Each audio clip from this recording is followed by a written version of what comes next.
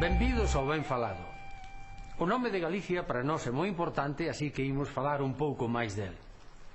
E tamén queremos saber por que a lingua galega forma parte dese selecto grupo do 5%.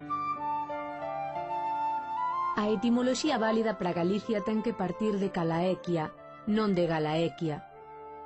Ca raíz indoeuropea cal, que significa alto, elevado, supoñemos unha base calna, que significa altura, montaña, para sermos os calnaquioi ou calaikoi en fontes gregas, calaequi en fontes latinas, é dicir, os montañeses, os da calaequia ou terra montañosa, terra de montes.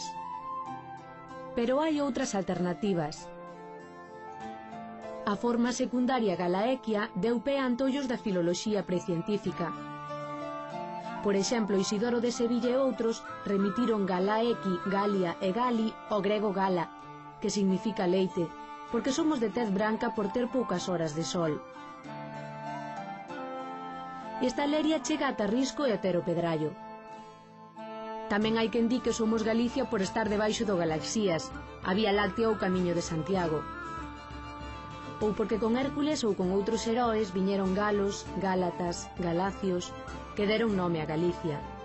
Mito e antollo teiman na nosa raíz céltica. Ben falado!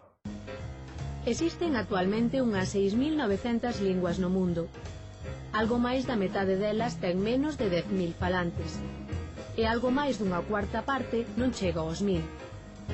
Só 347 linguas teñen máis dun millón de falantes. O galego forma parte dese privilexiado 5% de linguas que superan o millón de falantes. A consideración dunha lingua como grande ou pequena é, pois, un asunto de perspectiva. O galego ten unha difusión maior coa 96% das linguas existentes. A zona de maior diversidade lingüística é a de Nova Guinea e as illas de Micronesia. Nesa área está a cuarta parte das linguas do mundo. Só no estado de Papúa Nova Guinea, cunha extensión algo menor ca que ten España, hai máis de 800 linguas para unha poboación que non chega aos 6 millóns de habitantes. Por continentes, Asia ten o 33% das linguas, África case outro tanto, Oceanía ten menos e aínda algo menos América. Europa, coas súas 239 linguas, ten tan só algo menos do 4%.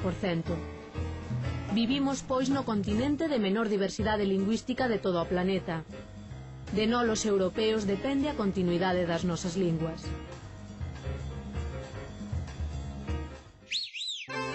É un vehículo grande que se usa para os labores do campo. Tractor. Que lle bota mamá o café para que estea doce. Sucre. O pan que leva dentro chocolate, queixo, chourizo ou outra cousa, como lle chamamos? Un codillo. Leite mazafas. O nome de Galicia aparece en moitos refráns ditos e cantigas como é natural.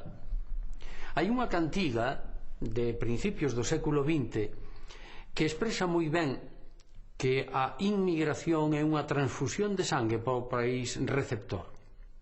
Buenos Aires, boa terra pode ser, que leva a flor de Galicia e non a deixa volver. Mañá máis.